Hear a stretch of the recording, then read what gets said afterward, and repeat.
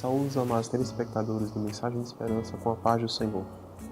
Nesse próximo domingo, estaremos estudando a lição número 4, que tem por título Senhor e Salvador Jesus Cristo. O nosso autor ele vai dividir essa lição em 3 tópicos. No primeiro tópico, ele vai falar sobre a condição de Jesus como Filho de Deus. No segundo tópico, ele vai falar da deidade do Senhor Jesus. E no terceiro tópico, ele vai falar da humanidade do Senhor Jesus. Falando sobre Jesus como Filho de Deus, nós cremos que Jesus é o Filho unigênito de Deus. Mas qual a importância dessa crença para a nossa fé? O apóstolo João, escrevendo seu Evangelho, ele diz que o objetivo de escrever seu Evangelho não é outro senão fazer com que nós creiamos que Jesus é o Filho de Deus e, crendo nele, tenhamos vida em nós mesmos. Vejamos a relação que há entre ter vida em nós mesmos a partir do seu nome e crer que Jesus é o Filho de Deus. Mas o que deveria ser Filho de Deus? Bom, primeiro temos que entender que ser Filho de Deus é uma condição eterna de Jesus. Ou seja, Jesus já era Filho de Deus desde a eternidade, antes da sua encarnação. João 3,16, um dos textos mais conhecidos do Novo Testamento, diz que porque Deus amou o mundo de uma tal maneira que deu seu Filho unigênito, para que todo aquele que nele crê não pereça, mas tenha a vida eterna. Notemos que no momento em que o Pai entrega o Filho à humanidade por ocasião de sua encarnação, ele ali já era considerado Filho unigênito de Deus. Mas quando nós falamos que Jesus é Filho de Deus, nós temos que entender o que é ser Filho de Deus. Jesus ele teve a sua filiação ratificada no seu nascimento virginal. Vejamos o que o anjo disse a Maria. Respondeu-lhe o anjo: descerá sobre ti o Espírito Santo, e o poder do Altíssimo te envolverá com a sua sombra. Por isso, também, o ente santo que há de nascer será chamado Filho de Deus. Vejamos que o anjo explicava a Maria que, pelo fato de Maria conceber de forma virginal sem o auxílio de um varão, mas por intervenção direta de Deus, era um dos motivos pelo qual também Jesus seria chamado Filho de Deus. Notemos também que Filho de Deus é uma expressão messiânica. O sumo sacerdote, interrogando Jesus, disse: dize-nos se tu és o Cristo, o Filho do Deus vivo. Mas de onde foi que eles tiraram a ideia de que Jesus, que o Messias, ele seria Filho do Deus Altíssimo? Principalmente de 2 profecias. Quando Deus impede Davi de fazer o templo, Deus diz que o seu filho futuramente faria. E assim ele diz: e ele me será por filho e eu lhe serei por pai. No Salmo 2, o Salmo messiânico, ao falar do rei messiânico, também é dito: tu és meu filho, hoje eu te gerei. Então, na concepção judaica, já era bem entendido que o Messias seria chamado Filho de Deus. E quando Jesus se proclamava Filho de Deus, ele se proclamava o Messias de Israel. Quando falamos de Filho de Deus, temos que entender também que isso fala da igualdade de substância, de essência entre o Pai e o Filho. Ora, o filho de leão é leão, filho de urso é urso, filho de homem é homem e filho de Deus é Deus.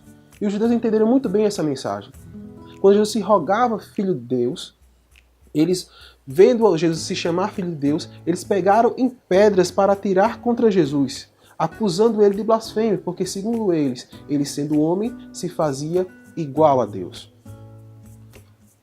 No segundo tópico da nossa lição, nós vamos falar sobre a deidade do Senhor Jesus.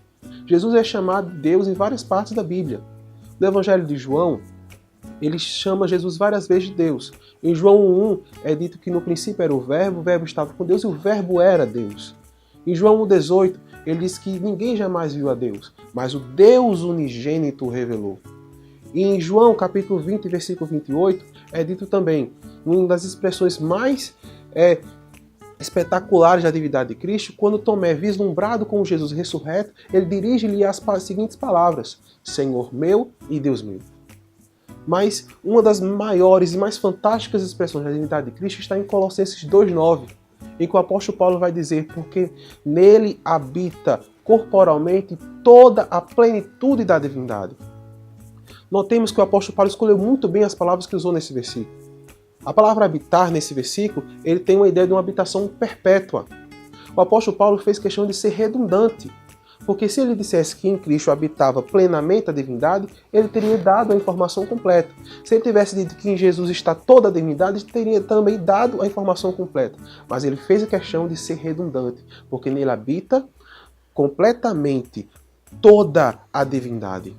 Um judeu, quando quer chamar a atenção com expressão, ele não sublinha, ele não põe em negrito, ele repete. Era isso, ele queria dar ênfase a essa questão de Jesus na sua divindade. E a palavra divindade nesse texto, ele tem a ver com a essência, com a natureza de Jesus. Então, o que é que o apóstolo Paulo estava dizendo ali? Ele estava dizendo que em Jesus, aquilo que Jesus é, aquilo que o Pai eles têm a mesma essência, a mesma natureza de forma plena e perpétua. Jesus, ele é adorado no Novo Testamento. Jesus é adorado pela mulher cananeia, Jesus é adorado por um leproso, Jesus é adorado pelos seus discípulos, é adorado pelas 500 testemunhas da sua ressurreição. E um dos textos muito fantásticos está lá em Hebreus capítulo 1, versículo 6, que diz que quando Deus introduziu o seu primogênito ao mundo, ele deu uma ordem para os anjos. Ele olhou para os anjos e disse: todos os anjos de Deus o adorem. Isso fica interessante quando nós lembramos de que Jesus disse a Satanás: somente ao Senhor teu Deus adorarás e só a ele ministrarás culto. João, quando quis adorar um anjo, foi repreendido. O anjo disse a ele: eu sou conservo teu, adora a Deus. No terceiro tópico, nós falamos sobre a humanidade de Jesus. Jesus, ele era perfeitamente humano. Mas no início da era cristã havia uma seita chamada gnosticismo que negava a humanidade de Jesus. Para eles, a matéria ela era essencialmente má. E por isso um ser divino, um ser sublime, não poderia ter contato com essa matéria. Por isso, para eles, Jesus fingia ser um ser humano. Foi para eles que João escreve. Lá em 1 João, no capítulo 4, versículo 2 e versículo 3, diz o seguinte: nisto reconheceis o Espírito de Deus. Todo espírito que confessa que Jesus Cristo veio em carne é de Deus. E todo espírito que não confessa a Jesus não procede de Deus. Pelo contrário, este é o espírito do anticristo. Jesus, ele nasceu, Jesus, ele teve fome, Jesus, ele teve sede, Jesus, ele teve sono e finalmente ele morreu. A Bíblia está repleta de provas inequívocas que Jesus era homem. E não só homem, mas 100% homem. Jesus tinha um corpo humano, Jesus tinha uma alma humana, Jesus tinha um espírito humano. Muitas e muitas pessoas durante a história da igreja tentaram explicar como essa relação entre o divino e o humano existia em Jesus. Alguns chegavam a negar a sua natureza humana, outros chegavam a negar a sua natureza divina, outros negavam as duas. Inclusive alguns acreditavam que havia uma natureza mista em Jesus, não era nem Deus nem homem. Mas nós sabemos que a natureza divina ela não é repartível. Ela não pode ser repartida. Não se pode ser 50%, 70%, 99,9% Deus. Ou se é Deus, ou se não é Deus. E Jesus, ele, se não fosse 100% humano, Jesus não fosse 100% homem, o seu sacrifício na cruz não seria perfeito. Lembremos dos sacrifícios do Antigo Testamento.